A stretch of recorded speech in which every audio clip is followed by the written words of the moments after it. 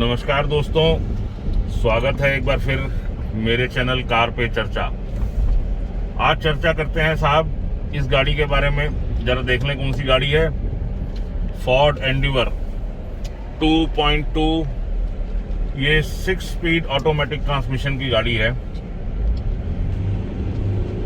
और इस वक्त मैं हूं हिमाचल के बिलासपुर में।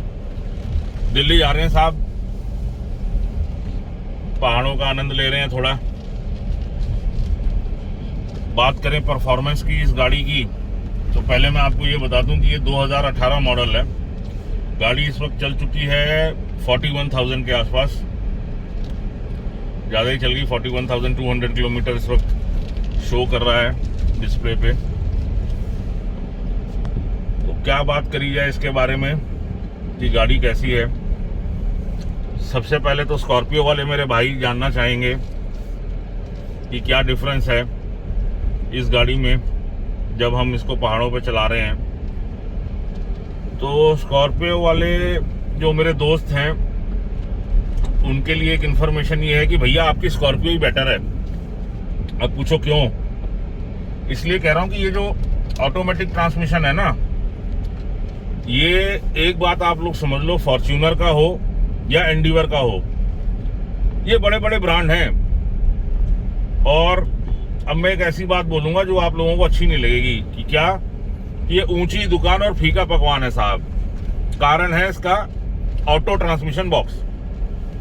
ये वो सपोर्ट नहीं देता कि आप इसको स्कॉर्पियो की तरह भगा लें। तो मैंने पहले तो ये क्लियर कर दिया कि स्कॉर्पियो वाले सारे भाई खुश हो जाएंगे। मजेदार गाड़ी स्कॉर्पियो ही है अगर आपको पहाड़ों पे चलानी है। तो आप मेरे को कमेंट्स में ये जरूर पूछेंगे, तो मैंने पहले ही एक्सप्लेन कर दिया आपको। चलो अब इनोवा वाले भाइयों की भी बात कर ली जाए, तो इनोवा वाले भाई भी खुश हो जाइए क्योंकि उसका जो ऑटो बॉक्स है वो भी अच्छा काम करता है और जो मैनुअल गियर बॉक्स है वो एंडीवर या फॉर्च्यूनर से बहुत बेहतर है। आपको इंस्टेंट पिकअप मिलती है भगाने के लिए। अदरवाइज आप अगर ये देखना चाहो कि भाई इसकी पिकअप कम है, क्या वाकई में कम है, तो आंसर तो हाँ ही है। उतनी पिकअप नहीं है इसकी, लेकिन ये गाड़ी आपको निराश नहीं करेगी। जहां पर आपको पिकअप चाहिए वहां आपको मिलेगी। अब ये देखो, ये डिजायर वाला ही मेरे से ओवरटेक करके ले गया यार। अब आधी दुनिया इसमें मेरा कसूर बताएगी कि भैया ज्यादा पंजा दबा के चलाओ, लेकिन कैसे चला लें, रिस्क उठाना ठीक नहीं है। आराम से चलाइए गाड़ी को। ये मत सोचिए कि आप ये जो जहाज लेके चल रहे हैं ये आपको कुछ हेल्प करेगा। अगर आपने कोई भी गलती करी तो यकीन मानिए खामियाजा आपको ही भुगतना पड़ेगा। अलग अलग जगहों का अलग अलग एक्सपीरियंस रहा है अभी तक। प्लेन्स में भी गाड़ी जो है अच्छा परफॉर्म करती है और पहाड़ों पे भी ठीक है।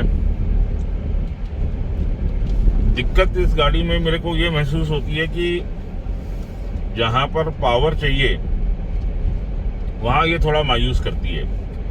यही हालात मैंने फॉर्च्यूनर के देखे। फॉर्च्यूनर मेरे पास अलग अलग समय में अलग अलग रही हैं। मैनुअल भी रही, 4x4 ऑटो भी रही हैं, एंडीवर के पुराने मॉडल भी रहे हैं मेरे पास। मैनुअल ट्रांसमिशन में हमेशा ये फैसिलिटी मिलती है कि आप अपने अकॉर्डिंगली इसको ड्राइव कर सकते हो, कम ज़्यादा स्पीड ले सकते हो, जहाँ पिकअप चाहिए वहाँ पिकअप मिल जाती है। बट इस कार में ऐसा नहीं हो पाता। फॉर्च्यूनर के भी बुरे हाल रहते हैं और एंडीवर के भी। मेरे को मतलब नहीं है कि लोग मेरे से इत्तेफाक रखेंगे कि नहीं रखेंगे इस बात पर, और ना मुझे किसी की ओपिनियन से इतना मतलब है, क्योंकि ये मेरा अपना एक्सपीरियंस है। मैंने आपको पहले भी कई बार बोला कि मैं कोई एक्सपर्ट नहीं हूँ। मुझे जैसा महसूस होता है मैं आप लोगों को वो चीज़ बताता हूँ। कंपनी वाले क्या कह रहे हैं, दूसरे चैनल्स पे क्या आ रहा है, इसमें मत जाइएगा कभी भी। गाड़ी की टेस्ट राइड लीजिए, आपको खुद पता चल जाएगा कि जो मैं कह रहा हूँ वो सही कह रहा हूँ। क्योंकि मेरी आदत है प्रैक्टिकल बात करने की, स्ट्रेट फॉरवर्ड आदमी हूँ, लाग लपेट नहीं करूँगा, झूठ नहीं बोलूँगा, किसी भी गाड़ी को मैं प्रमोट नहीं करता।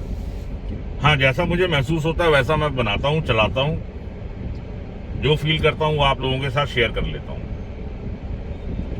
तो मैं इस गाड़ी के बारे में यही महसूस करता हूँ कि ये गाड़ी, मैं ये नहीं कहूँगा कि अंडर पावर नहीं है ये, बस पिकअप नहीं देती यार जहाँ जरूरत हो,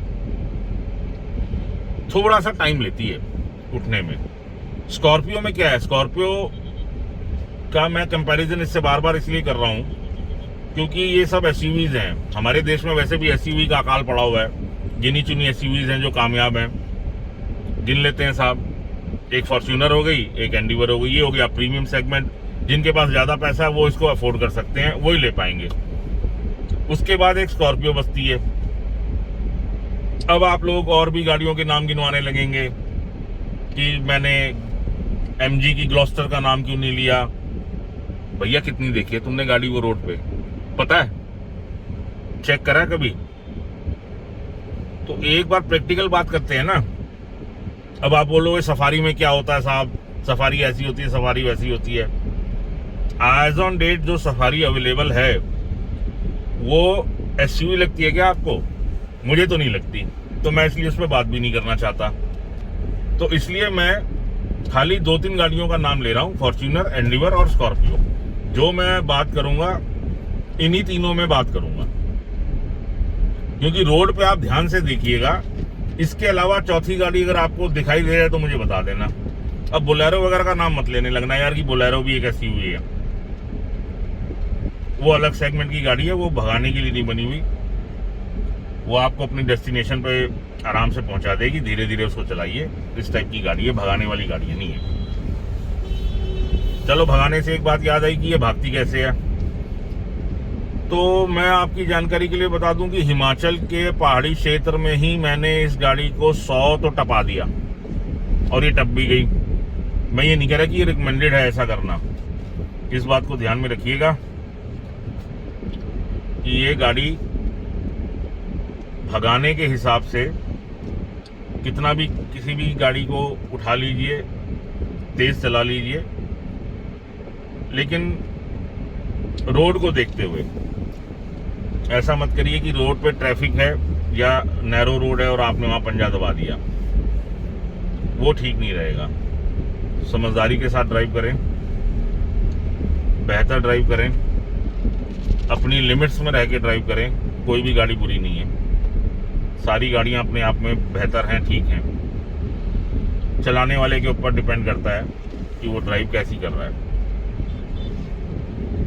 बाकी तो साहब भगाने में इस गाड़ी में भी कोई दिक्कत नहीं आती। आपके दिमाग में एक और प्रश्न आएगा कि 3.2 कैसी गाड़ी है। तो आप लोगों के लिए अच्छी खबर ये है कि जो 3.2 सीसी का इंजन आता है पुराने वाला, वो ज़्यादा बेहतर है। उसका आप पंजा दबाएंगे आपको बहुत अच्छा रिस्पांस करेगी। और जो लेटेस्ट एंडीवर आ रही है उसके क्या हाल है, उसमें है साहब 10 गियर, 10 फॉरवर्ड गियर्स हैं। बहुत जल्दी जल्दी गियर चेंज करती है गाड़ी, और वो गाड़ी आपको इस 2.2 सीसी वाले इंजन से ज़्यादा बेहतर रिस्पांस करेगी। जबकि उसका जो इंजन है वो इससे थोड़ा सा क्षमता उसकी कम है, वो 2 लीटर का इंजन है, लेकिन आपको गाड़ी चलाते हुए महसूस नहीं होगा, आप एंजॉय करेंगे उस इंजन को। अब बात कर लेते हैं यहाँ पे इसके स्टीयरिंग के मैनूवर की। स्टीयरिंग में दोस्तों इसके एक बहुत ही अच्छा जो है फीडबैक देने वाला ये स्टीयरिंग है। एक तो लाइट इन वेट है। लाइट इन वेट से ये फायदा होता है कि आप कितनी भी लंबी ड्राइव कर लो, आपके हाथों पे कोई जोर नहीं आता, सुबह से लेकर रात तक भी चलाते रहो। चलाने वाला आदमी चाहिए इस गाड़ी को, चलाते रहिए, आनंद लेते रहिए, कोई इशू नहीं आएगा। माफ करिए मैं कैमरे में लगातार नहीं देख सकता क्योंकि मैं ड्राइव कर रहा हूँ और इस वक्त रोड पे काफ़ी ट्रैफिक है, और वैसे भी ये जो हिली रीजन्स होते हैं इसमें ध्यान से ही ड्राइव करना चाहिए। अगर मैं कैमरे में ही देखता रहूँगा तो मैं ड्राइव नहीं कर पाऊँगा प्रॉपरली, लेकिन आप मेरी आवाज़ तो सुन ही सकते हैं। अब इसका व्यू देखते हैं कि किस तरह का हमारे को सामने बोनेट नज़र आता है। तो एंड टू एंड नज़र आता है आपको। ये गाड़ी काफ़ी हाई सीटिंग पोजीशन पर बैठाती है, तो बोनेट पूरा क्लियर नज़र आता है। और विंडशील्ड ना काफ़ी बड़ी है, कोई दिक्कत नहीं आएगी आपको बाहर देखने में। और जब इस गाड़ी को आप काटेंगे मोड़ों पे, तो ये जो पिलर है आपको ये विजिबिलिटी में इशू नहीं करेगा, क्योंकि ये थोड़ा थिक नहीं है, पतला है ये थोड़ा सा। कईयों में बहुत थिक होता है, जैसे XUV 500 में काफ़ी थिक है, तो उससे थोड़ा सा दिक्कत होती है, ख़ास तौर पे जब आप मोड़ ले रहे हो। इसमें ये दिक्कत इतनी ज़्यादा नहीं आती, हालांकि आती है, ऐसा नहीं है कि नहीं हटता, क्योंकि ये पिलर तो सभी गाड़ियों में थोड़ा हिंड्रेंस तो पैदा करता ही है।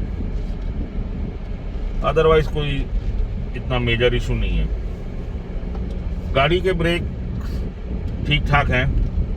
यहाँ मैं पहाड़ी इलाके में चला रहा हूँ, तो गाड़ी का ब्रेक जो है ठीक ही रिस्पांस करता है। मैं ये नहीं कहूँगा कि बहुत बढ़िया रिस्पांस करता है, करा जा सकता था और इसको बेहतर, बट कंपनी ने इस पर ठीक ही काम किया हुआ है। मुझे तो कोई दिक्कत ऐसी लग नहीं रही। ब्रेक अप्लाई करने पे टाइमली गाड़ी रुक जाती है, कॉन्फिडेंस भी बना रहता है, ऐसे कोई प्रॉब्लम नहीं है। एवरेज मैं आपको बता देता हूँ, इस वक्त 9+ की एवरेज आ रही है। और ओवरऑल पहाड़ी क्षेत्र में जो एवरेज मेरी निकली है वो 9.5 की मान लो आप, फ्लैट। उसी में थोड़ा प्लस माइनस है। 10 की एवरेज तो मेरी आई नहीं। हाँ, 10 की एवरेज तब मिलेगी जब मैं हाईवे पे चला जाऊंगा, तब आ जाएगी, तब 10+ मान सकते हैं आप, लेकिन ज़्यादा एवरेज है नहीं। फ्यूल कैपेसिटी काफ़ी ठीक है इस गाड़ी की, एक बार में काफ़ी डीजल फिलअप हो जाता है। अब तो डीजल के रेट भी बढ़ गए, तो गाड़ी आराम से जो है, अगर टैंक इसका खाली हो जाए, तो मैं दिल्ली की बात कर रहा हूँ, तो वहाँ पे कोई 4,500 5,000 के बीच का डीजल ये ले लेती है। तो एक बार फिलअप कर लें तो चलता रहता है, लंबा चलता है, आपको बार बार डीजल भरवाने की ज़रूरत नहीं पड़ेगी। अच्छा, अब इसके कंफर्ट की बात कर लेते हैं कि कंफर्ट कैसा रहता है। तो कंफर्ट में मैं इसको एक एवरेज गाड़ी मानूंगा, कोई बहुत ज़्यादा कंफर्टेबल नहीं है। स्कॉर्पियो से ज़्यादा कंफर्टेबल है, नो डाउट, लेकिन SUV है, सिडान जैसा कंफर्ट तो आपको देगी नहीं। थोड़ा सा बॉडी रोल भी है, हल्की यानी दाएं बाएं होती है, तो इतना कोई मेजर इशू नहीं है, कोई ऐसी दिक्कत नहीं है, आपको कोई परेशानी नहीं आएगी। मैं समझता हूँ कि अगर आप एक SUV ड्राइव कर रहे हैं तो इतना तो एक्सपेक्ट करके चलिए कि बॉडी रोल तो यार रहेगा। बाकी कोई इतना मेजर इशू नहीं है, गाड़ी अननेसेसरली नहीं हिलती, इतनी परेशानी नहीं आती। जैसे थोड़ा सा फॉर्च्यूनर में भी ये चीज़ रहती है कि जो लेफ्ट और राइट उसकी मूवमेंट है वो होती रहती है, बट शायद ये लॉन्ग व्हीकल है, इसकी वजह से इसमें वो चीज़ मेरे को इतना पर्सनली फील नहीं हुई, क्योंकि इससे पहले मेरे पास फॉर्च्यूनर ही थी। तो जब मैंने इस गाड़ी के ऊपर अपना एक्सपीरियंस लिया तो मुझे यही महसूस हुआ कि फॉर्च्यूनर से थोड़ा सा मैं इसको बेहतर मानूंगा। अब 3.2 वाला इंजन इसमें आता नहीं, मैं 2.2 चला रहा हूँ, ये भी नहीं आता।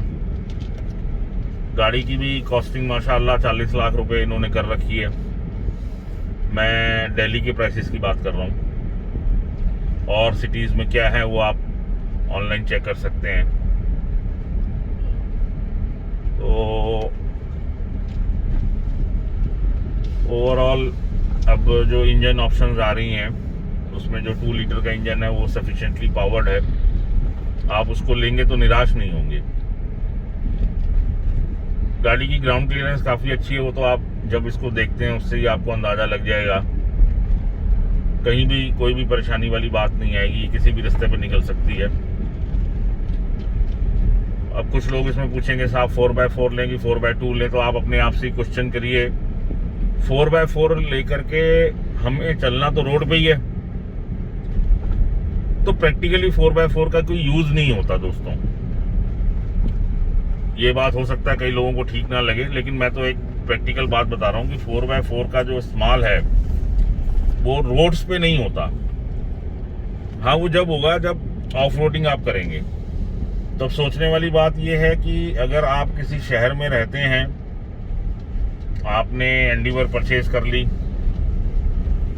तो आप नॉर्मली चलेंगे तो रोड्स पे ही, ना तो आप पानी में ले जाना चाहेंगे गाड़ी को, क्योंकि वही बात है कि गाड़ी तो महंगी है, ना कीचड़ में डालना चाहेंगे, ना पत्थरों पे चलाएंगे, तो फिर 4x4 का करेंगे क्या।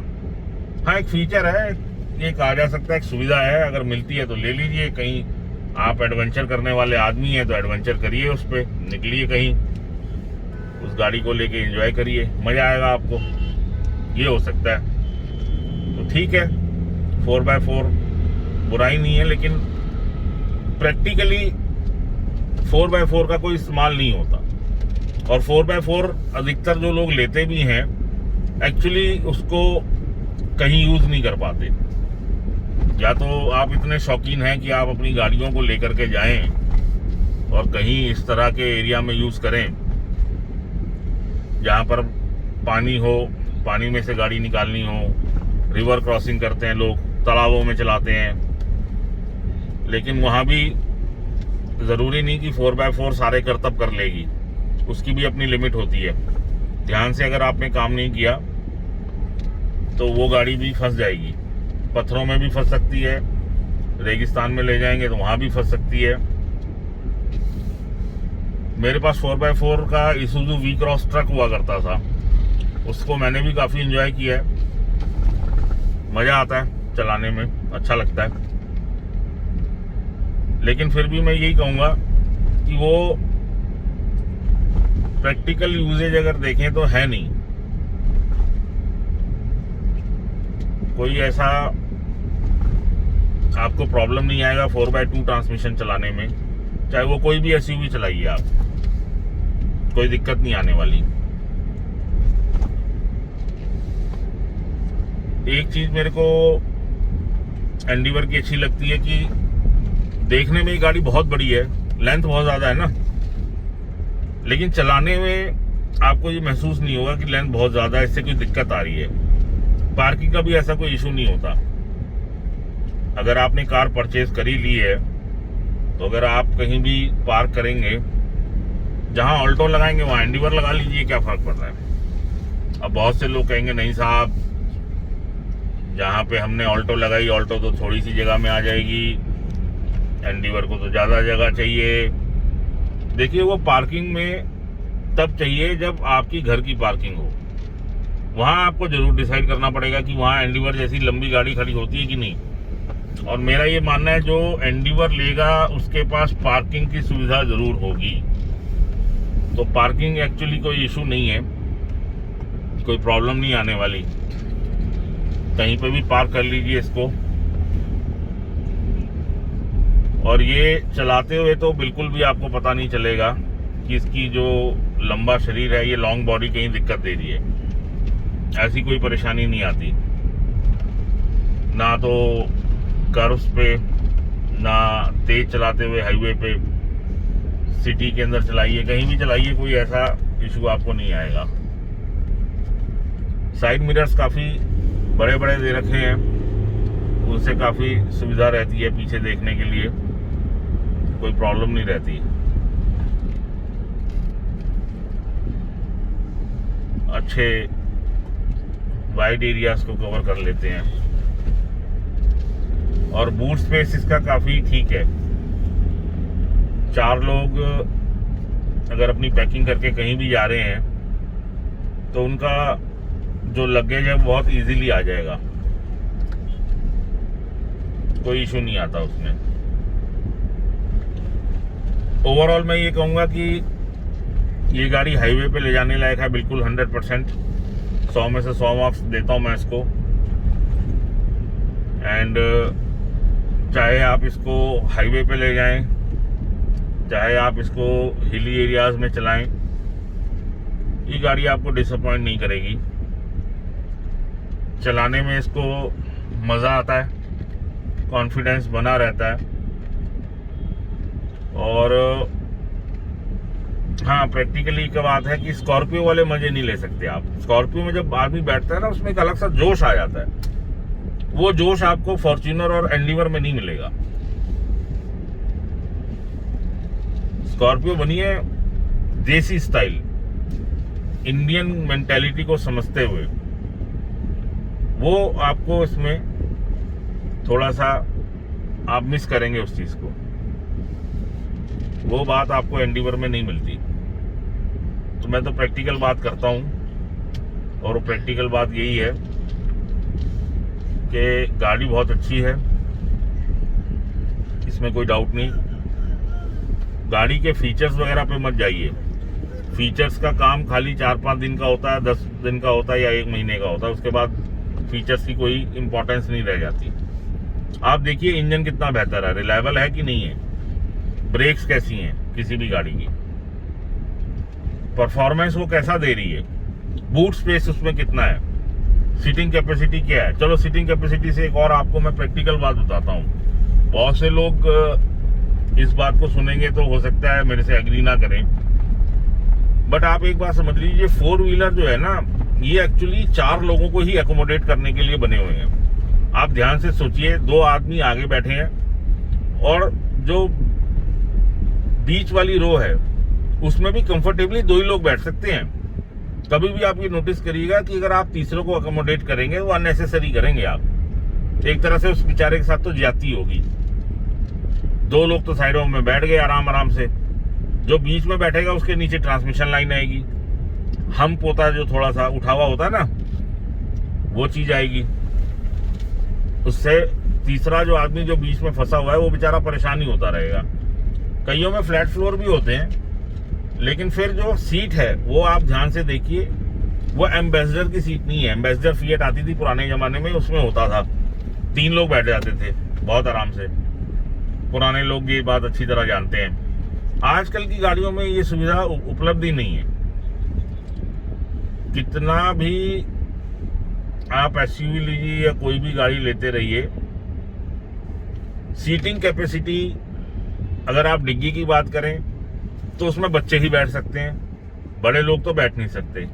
और आपने अगर जबरदस्ती बड़े लोगों को वहां बिठा दिया तो उन बेचारों के लिए सजा हो जाएगी। तो आप पूछेंगे कि फिर ये पीछे सीटें क्यों दे रखी हैं? तो भैया साफ सी बात है, इन सीटों का कुछ नहीं करना, इनको फोल्ड कर दो और वहां डिग्गी बन गई, सामान रख दो, अपना लगेज रख दो, बस बात खत्म। और मैंने तो इतनी गाड़ियां ले ली, आज तक मैंने तो देखा नहीं कि जो है बैक सीट्स पे बहुत इजीली किसी को हम बैठा पाए। ऐसा नहीं हो पाता। थोड़ा बहुत देर के लिए ठीक है, आधा 1 घंटा आपको ड्राइव करनी है तो बैक सीट पर किसी को आपने बैठा दिया, फिर चाहे वो कोई भी एसयूवी हो। बट प्रैक्टिकली आप देख लीजिए कि कंफर्टेबली कौन बैठेगा। या तो आगे के 2 बंदे बैठेंगे या जो सेकंड रो है उसमें 2 लोग आराम से बैठ पाएंगे। अदरवाइज ऐसा नहीं हो पाएगा कि आप जो है जो बैक सीट है, जो लास्ट रो है, उसमें आप कंफर्टेबली लोगों को एकोमोडेट कर पाए। तो जो लोग सोचते हैं ना कि एंडीवर बहुत बड़ी गाड़ी है तो डिग्गी में भी लोग आराम से बैठ जाएंगे, या इनोवा बहुत बड़ी गाड़ी है तो उसमें बैक सीट पे बहुत आराम से लोग बैठते हैं, ऐसा नहीं होता। प्रैक्टिकली तो नहीं होता। हाँ, आप बैठना चाहें तो बैठ सकते हैं। फिर लगेज का इशू आता है, लगेज कहाँ रखिएगा? तो लगेज अगर आप रखना चाहते हैं तो अगेन आपको जो है या तो ऊपर कैरियर लगाना पड़ेगा, उसमें रखिए, और कोई ऑप्शन नहीं है।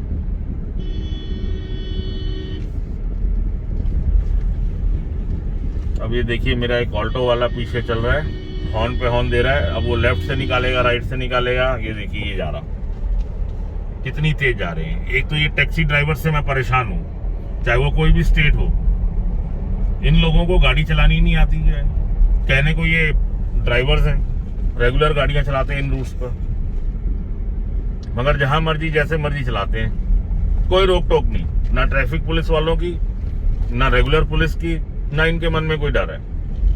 बस इनको ओवरटेक करके आगे भागना है।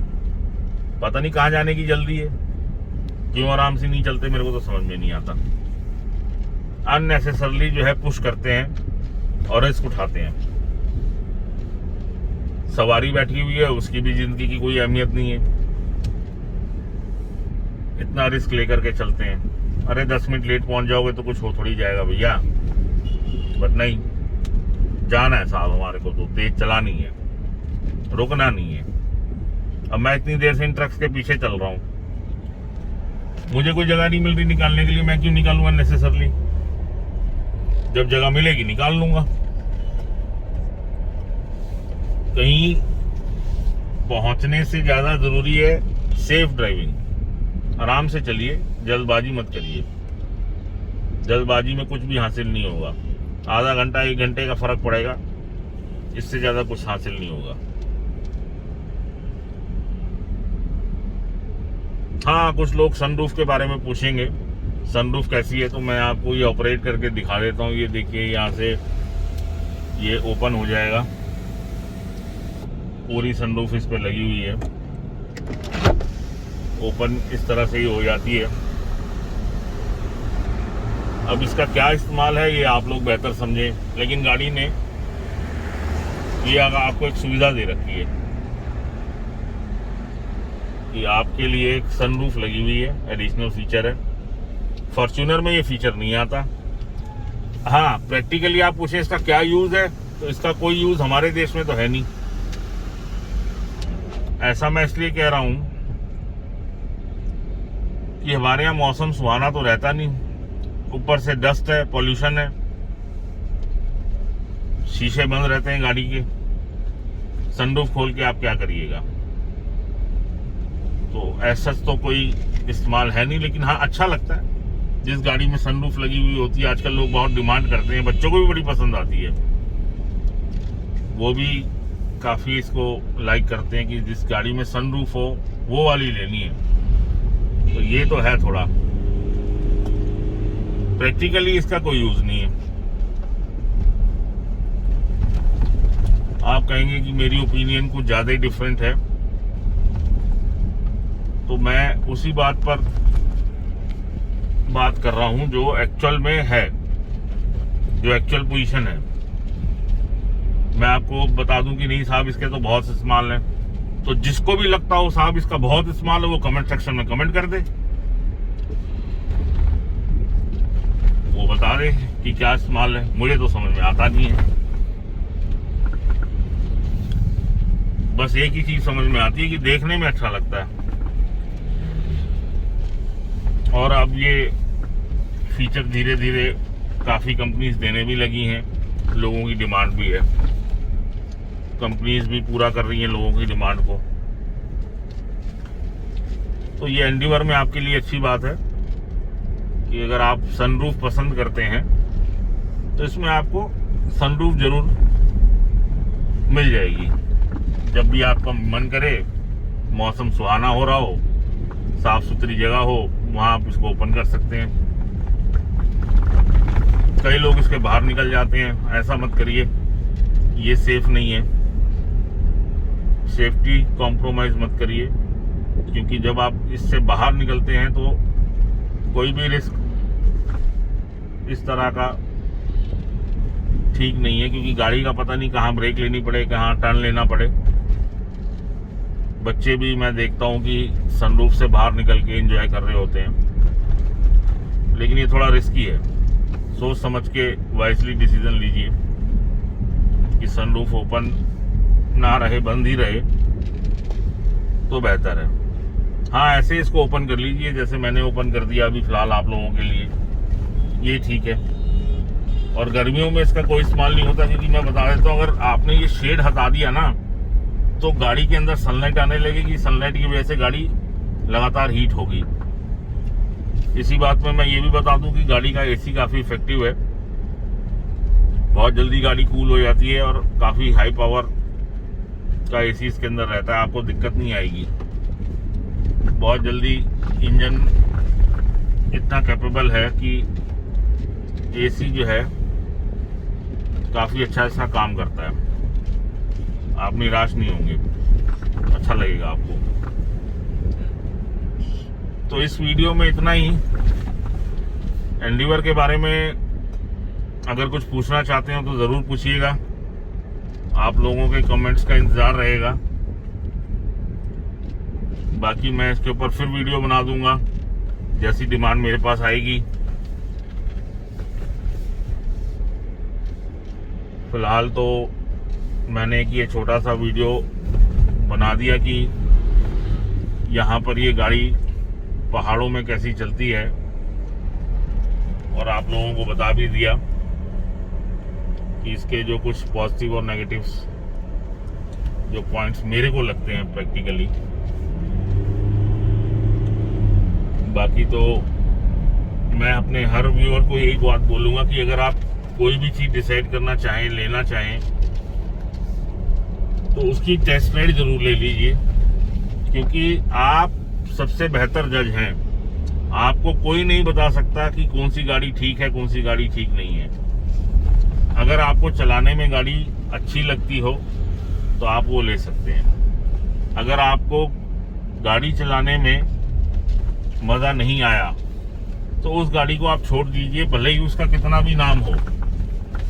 तो आप ये देखिए, अगर आपको अच्छा लग रहा है तो उस गाड़ी को सिलेक्ट करिए, अदरवाइज उसको कैंसिल कर दीजिए। सबसे सिंपल मैं आपको बात बता रहा हूँ, किसी से पूछने की आपको ज़रूरत नहीं है कि साहब मैं ये गाड़ी लूँ कि ना लूँ। बहुत सिंपल फार्मूला है। आपने चलाई, आपको अच्छी लगी, ले लीजिए। अगर आपको पसंद नहीं आ रही तो उस गाड़ी को स्ट्रेट फॉरवर्ड छोड़ दीजिए, उसको मत लीजिए। तो ये वीडियो आपको कैसा लगा कमेंट सेक्शन में बता दीजिएगा। कोई परिवर्तन चाहते हैं तो वो बता दीजिएगा। जल्दी मैं दूसरे वीडियो के साथ हाजिर होऊंगा। तब तक के लिए इजाज़त दीजिए। जय हिंद, जय भारत।